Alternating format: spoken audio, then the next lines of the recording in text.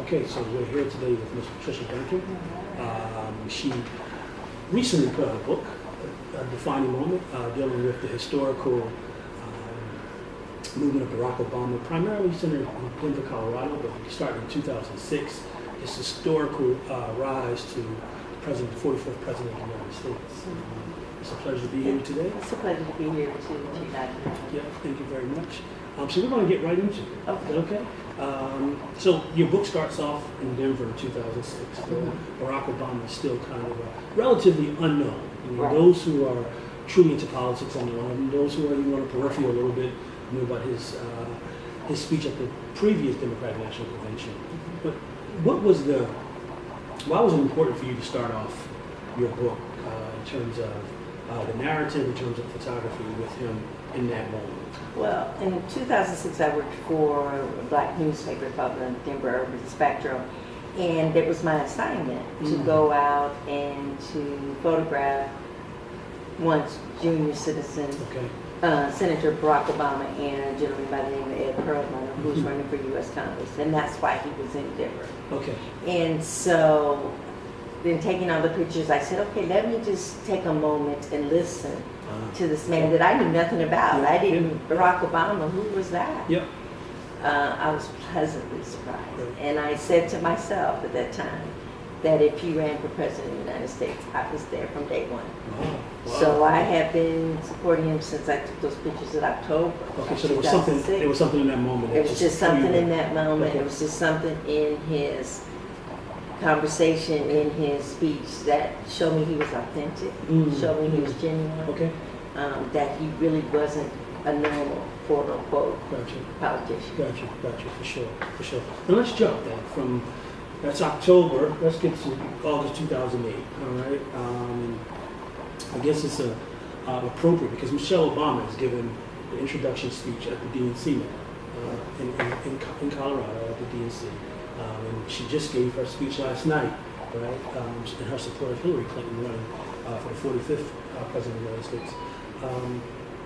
What do you remember about that night in terms of the energy that Michelle Obama brought to the crowd, in terms of her position on her husband and her family? What do you remember about that night? There again, it was electrifying. Nobody, once again, knew about this scholarly woman from the South Side. First, when she walks on stage, she's this tall, amazing, striking, beautiful woman. You're like, wow. Yeah.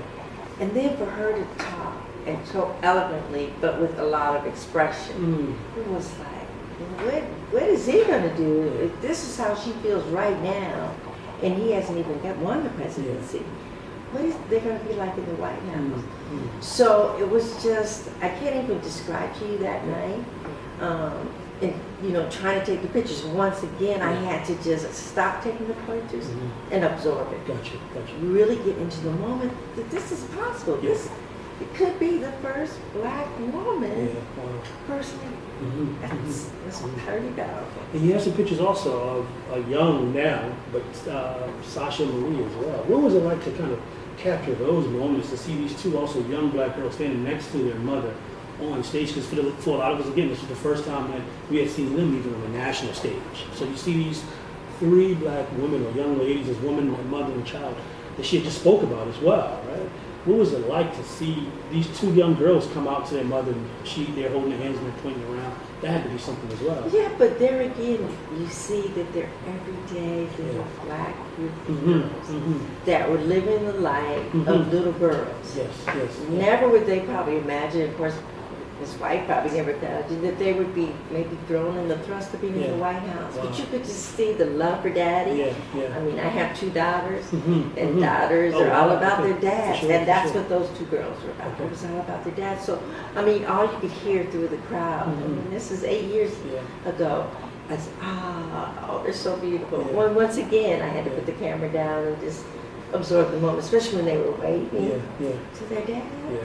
So did you get caught up in it and stop being a photographer at certain points and just wanted to be present in that moment? I did. I just stopped, and it was like, that's how my girls feel about their dad, and that's how I looked at it. I didn't look at her as her giving a speech in hopes that her husband's going to be president. I looked at it, this proud mom with these two amazing black young girls that are going to probably be amazing women like their mom. Who would have known?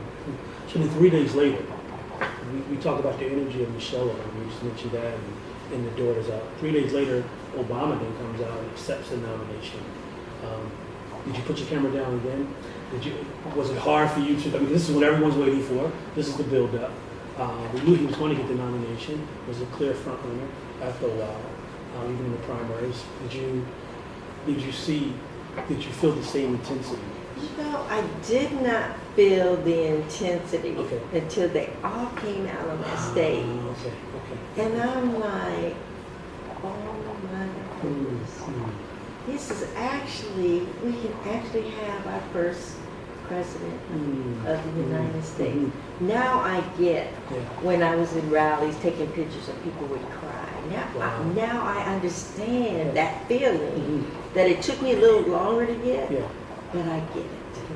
And so at that time, once again, I had to just close my eyes, and everybody around me was crying. I mean, I really wish I had a video camera to capture that moment because people were crying, they were hugging. It was just unbelievable. You just really had to be there for that moment. And I feel that's what's going to happen to me tonight, or on Wednesday night, is I'm going to go through that same thing. Only now it's going to be even tougher for me because I've had the opportunity to be around him and photograph him so much that I probably will cry. So I want to then pivot a little bit. So what does it mean for you? Because you've been with him since the beginning to some degree as well. And then tomorrow night, last night may have been Michelle's last speech at the DNC, Michelle Obama's. Tomorrow night could possibly be Barack's last major speech at a Democratic National Convention. What do you think you'll feel in anticipation? Like, what do you think? Because this is the end. It's now coming to a close. His terms. What do you think? How do you think you'll feel? You know, it has been, Dr. Love, an amazing journey for me. Who would have ever thought that, first of all, that I would do the book, because the book was just going to be about Colorado. And so I did it on a national scale. Who would have ever thought I'd be nominated for NAACP in the big award? Who would have ever thought that it would be in the Library of Congress? Not Pat Duncan. Back then. Pat Duncan now, of course. I could get things done. I get this. I've been to the White House. I went to the president's holiday reception. And I remember going to a rally not as a photographer, but as a person, as a supporter. And I got right to the gate, right to the fence, and she came around and I couldn't say one word. I was like this child, like, I'm just like, it's just nice to meet you. You know, she's probably thinking, is she okay, you know? But when I went to the White House, I had the eggnog. It was a whole different story. It changes things. Then I could talk about it, but I just never would imagine. So for me, this is going to be bittersweet. Because I've been with them through 3 conventions now.